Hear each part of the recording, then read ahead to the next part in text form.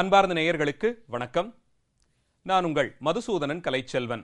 தினம் ஒரு கதை நிகழ்ச்சியில் இன்று உங்களை சந்திப்பதில் மகிழ்ச்சி கொள்ளுகிறேன். மனித வாழ்க்கையிலே பொழுதுபோக்கு என்ற ஒரு அம்சம் நாம் ஒவ்வொரு நாளும் நம்மையே நாம் மீட்டுருவாக்கம் செய்து கொள்வதற்கு முக்கியமான ஒரு கருவியாக பயன்படுத்தப்படுகிறது. இசை சார்ந்தும் நாட்டியம், ஓவியம், சிற்பக்கலை முதலியவற்றிலே நாம் ஈடுபடும் போது மனமானது அதுவரையில் இருந்த இறுக்கச் சூழல் மாறி ஒருவித தெளிவை பெறுகிறது. ஓய்வு காலத்தை கூட விஷயமுடையதாக, பொருளுடையதாக செலவழிப்பதற்கு இதுபோன்ற பொழுதை போக்கும் அம்சங்கள் இன்றியமையாததாக அறியப்படுகிறது. இதையெல்லாம் கடந்து பொழுதுபோக்கு அம்சங்களின் ஒரு அங்கமாக பார்க்கப்பட்டாலும் தனி துறையாகவே அறியப்படும் விளையாட்டுத்துறை என்பதும் இங்கே நீண்ட நெடிய வரலாற்று பின்புலத்தோடு இருந்து வருவதை பார்க்கிறோம். சிந்து சமவெளி நாகரீகம் அது நிலவிய பகுதிகளிலே நடந்த அகழ்வாராய்ச்சிகளில் பெறப்பட்ட கலைப்பொருட்களுக்குள்ளே சதுரங்கம் போன்று விளையாட்டு பொருட்களும் நிறைய கிடைத்தன. அந்த விதத்தில் பார்த்தால் உலகிற்கு விளையாட்டுத் துறையிலே இந்தியா வழங்கிய கொடையாக அறியப்படும் சதுரங்கம், அந்த விளையாட்டினுடைய வரலாறு குறித்தும் அது பற்றி நமக்கு கிடைத்திருக்கக்கூடிய சான்றுகள் குறித்தும் தான் இன்றைய நிலையிலே நாம் பேச இருக்கிறோம். சதுரங்கம் என்ற இந்த விளையாட்டு இன்றைய காலச்சூழலிலே பலரும் தங்களுக்கான பொழுதை பயனுள்ளதாக கழிக்க வேண்டி விளையாடக்கூடிய விளையாட்டாய், இன்னும் சொல்லப்போனால் கணினியிலேயே வடிவமைக்கப்பட்ட மென்பொருள் துணை கொண்டு நாமும் எதிர்புறத்திலே கணினியே விளையாடுவதாக வைத்தும் வடிவமைக்கப்பட்ட நிலையில் சதுரங்க விளையாட்டு மிகவும் பயனுடைய ஒன்றாக பார்க்கப்படுகிறது. பண்டைய இலக்கியங்கள் இந்த விளையாட்டை அஷ்டபாதம் என்ற சொல்லால் அறிவிக்கிறது. ஒரு பலகையிலே எட்டெட்டாக குறுக்கிலும் நெடுக்கிலுமாக 64 சதுரங்கள் ஒன்று சேர்க்கப்பட்டு வலமிருந்து இடமாகவும் மேலிருந்து கீழாக 64 சதுரங்களுக்குள்ளே ஒவ்வொரு பக்கத்திற்கும் 16 காய்களை வைத்து விளையாடப்படும் இந்த விளையாட்டை குறித்து 6ஆம் நூற்றாண்டில் குப்த பேரரசர்களுடைய காலத்திலே பானபட்டர் என்ற கவி இயற்றிய ஹர்ஷசரித்திரத்தில் முதலில் தெளிவிக்கிறார். அப்போது இந்த சதுரங்களிலே வெள்ளை கருப்பு நிறத்திற்கு பதிலாக பச்சை மஞ்சள் நிறத்தாலான சதுரங்கள் இடப்பட்டிருந்ததாம். ரத கஜ துரக பதாதி என்று ஒவ்வொரு அரசனுடைய சேனையிலும் 4 அங்கங்கள் இருப்பதை நாம் அறிகிறோம். ரதங்கள், தேர்கள் குதிரை பூட்டப்பட்ட தேர்களாக எந்த திசையிலும் சென்று போர்க்களத்திலே போர் செய்யக்கூடியவை. அடுத்தது கஜங்கள், அதாவது யானைப்படை. அதுவும் பலத்தினாலே நேரே நகர்ந்து போய் எதிரே இருக்கக்கூடிய எதிரிகளை துவம்சம் செய்யக்கூடியது. அதனுடைய அளவை நாம் செல்லக்கூடிய தூரத்தை கட்டுப்படுத்துவது என்பது மிகவும் கடினம். 3வது துரகம். துரகம் என்றால் குதிரைப்படையை குறிப்பது. குதிரைகள் குறுக்கேயும் நெடுக்கேயுமாய் அதை செலுத்துபவன் காண்பிக்கும் திசையிலே குதித்து துள்ளியோடி செல்லக்கூடியது. அதனுடைய காலுக்கு இடைப்பட்டவர்கள் அதை தாண்டி குதிக்கக்கூடிய அளவிற்கு அதற்கு பலம் இருக்கக்கூடியதை பார்க்கிறோம். அந்த விதத்தில் சேனையின் 3 அம்சங்கள். 4வதாக அறிவிக்கப்பட்டிருப்பவை பதாதி, அதாவது காலாட்படை. கால்களாலே நடந்தும் ஓடியும் சென்று தங்கள் கையிலே ஏந்தி இருக்கக்கூடிய அஸ்திரங்கள், வில், அம்பு, வாள், கேடயம், கோல் முதலியவற்றை வைத்துக்கொண்டு யுத்தம் செய்யக்கூடிய காலாட்படை. இப்படி ஒவ்வொரு அரசனுடைய சேனையிலும் இந்த 4 படைப்பிரிவினரும் இருப்பார்கள். இது தவிர அரசனுக்கு அறிவுரை கூறக்கூடிய நிலையிலே சேனாதிபதிகளாக மந்திரிகள் நியமிக்கப்பட்டிருப்பார்கள். இவர்களையும் கடந்துதான் அரசனும் அரசியும். இதே அமைப்பைத்தான் அஷ்டபாதம் என்ற சதுரங்க விளையாட்டு கொண்டிருக்கிறது. அரசனும் அரசியும் நடுநாயகமாக வீற்றிருக்க அவர்களுக்கு 2 புறத்திலும் சேனாதிபதிகளை அமைத்துக்கொண்டு எஞ்சியிருக்கக்கூடிய சதுரங்களிலே குதிரைப்படை, ரதப்படை மற்றும் யானைப்படையை நிறுத்தி முன்புறத்திலே காலாட்படையையும் நிறுத்தி 4 அங்கங்களை குறித்து விளையாடுவதால் தான் இதற்கு சதுரங்கம் என்ற பெயரே ஏற்பட்டிருக்கிறது. இந்த சதுரங்க விளையாட்டை முதலில் நாம் வரலாற்று ரீதியாக பார்த்தால் சிந்து சமவெளி நாகரீக பகுதியிலே ஒன்றாயிருக்கும் லோத்தால் நகரத்திலே அகழ்வாராய்ச்சியில் கண்டெடுக்கப்பட்ட சுடுமண்ணால் செய்யப்பட்ட காய்களும் அதை நிறுத்தி விளையாடுவதற்கான பலகையும் பார்த்தால் இதே அஷ்டபதம் என்று சொல்லப்படும் சதுரங்க விளையாட்டின் தொடக்கமாக இருக்கலாம் என்று கொள்ள முடிகிறது. சதுரங்க விளையாட்டை குறித்து பல்வேறு பண்டைய இலக்கியங்களும் பறைசாற்றி வருவதையும் அது சிறுகச் சிறுக இங்கே வந்த பல்வேறு பிரயாணிகள் கற்றுக்கொண்டு தங்கள் தங்கள் தேசத்திற்கு கொண்டு போய் சேர்த்ததையும் கூட வரலாற்று பின்புறத்தோடே நாம் ஆராய முடிகிறது. பாரசீக தேசத்திலிருந்து அந்த காலத்தில் இங்கே வந்த கலைஞர்கள், பிரயாணிகள் இந்த சதுரங்க விளையாட்டை இங்கிருந்து கற்றுக்கொண்டு தங்கள் நாட்டிற்கு கொண்டு போய் சேர்த்து இதை ஷட்ரஞ்ச் என்ற பாரசீக சொல்லாலே அழைத்தார்கள். இதுவே சிறுகச் சிறுக 15-16ஆம் நூற்றாண்டு வாக்கிலே ஐரோப்பிய நாடுகளுக்கு பயணித்து போய் அங்கே ஷட்ரஞ்ச் என்ற அந்த சொல் செஸ் என்று அழைக்கப்பட்டதாக இந்த விளையாட்டு குறித்த வரலாற்று ஆய்வுகளிலே ஈடுபட்டிருக்கும் அறிஞர்கள் அறிவிக்கிறார்கள்.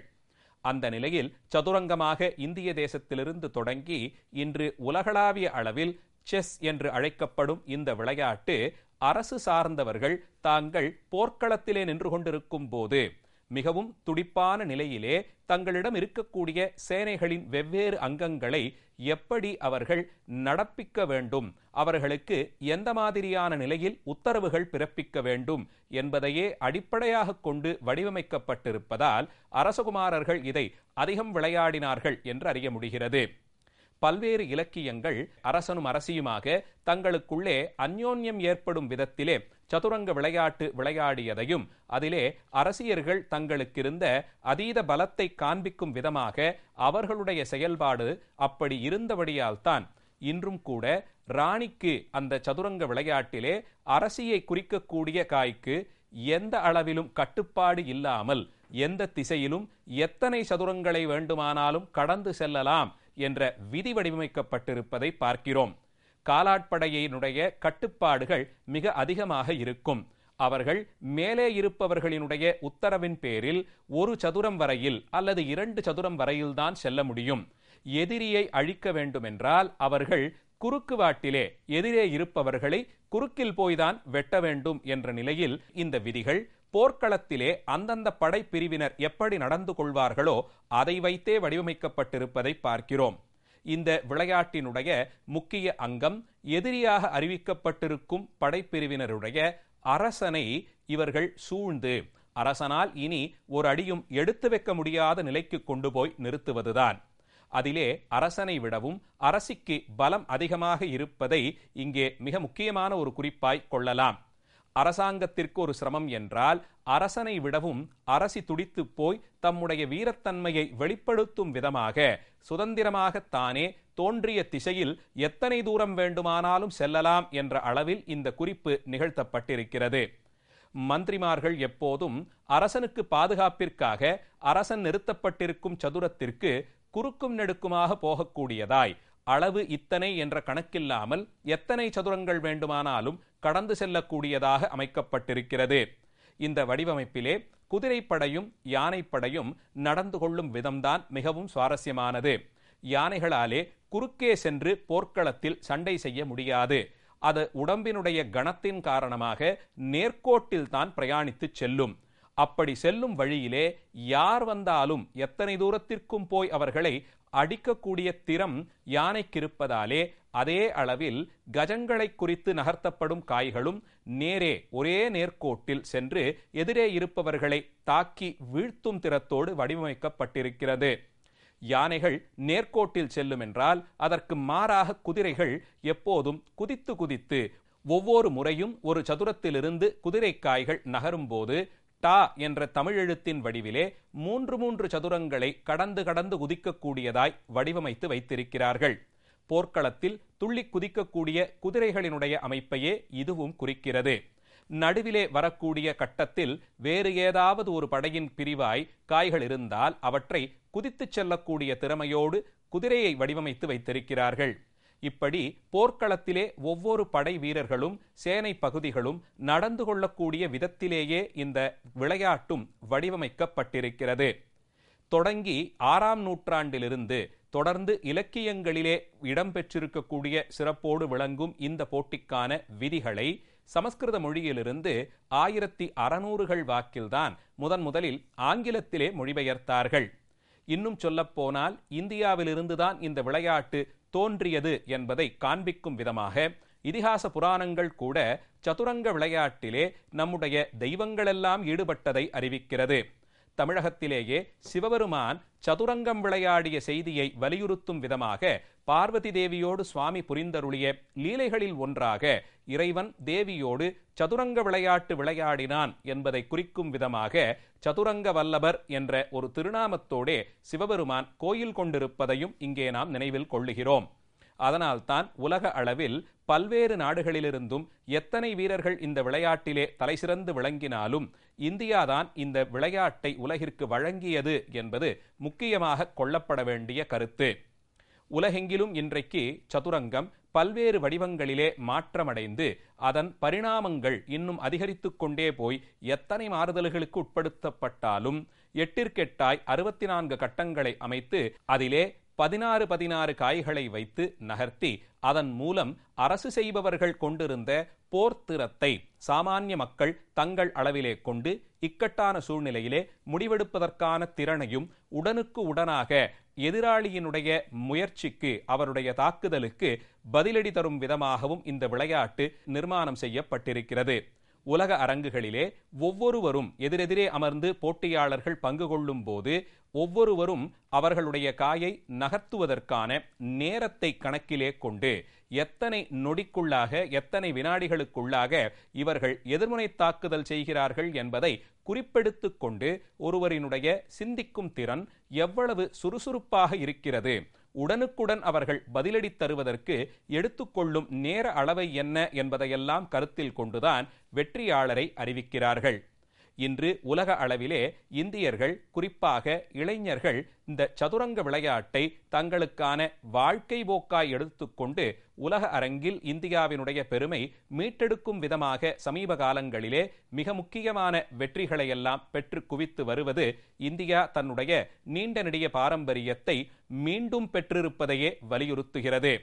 இப்படி இளைஞர்கள் பலரும் உலக அளவில் அடைந்த பெருமையாலே இன்றைய காலச்சூழலில் இந்தியாவில் நிறைய சிறுவர்களும் இளைஞர்களும் சதுரங்க விளையாட்டை தங்களுக்கான பொழுதுபோக்காய் கொண்டு அதிலே மேலும் மேலும் முன்னேறி அந்த இடத்தையே தங்களுக்கான இடமாய் அதன் வெற்றியை தங்களுக்கான சின்னமாய் கொள்ள வேண்டும் என்பதிலே ஆர்வம் காட்டியும் வருகிறார்கள்.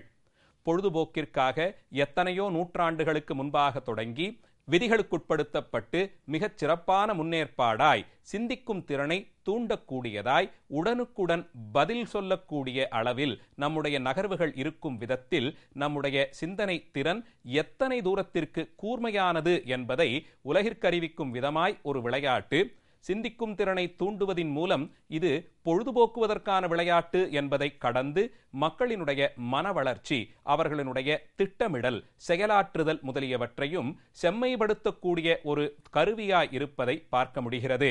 பல ஆயிரம் வருட வரலாற்றிலே இந்தியாவின் உலகிற்கு வழங்கிய கொடைகளின் வரிசையிலே சதுரங்கம் மிக முக்கியமான இடத்தில் வைத்து கொண்டாடப்படுகிறது. நாளைய தினம் மீண்டும் ஒரு கதையோடு உங்களை சந்திக்கிறேன். நன்றி, வணக்கம்.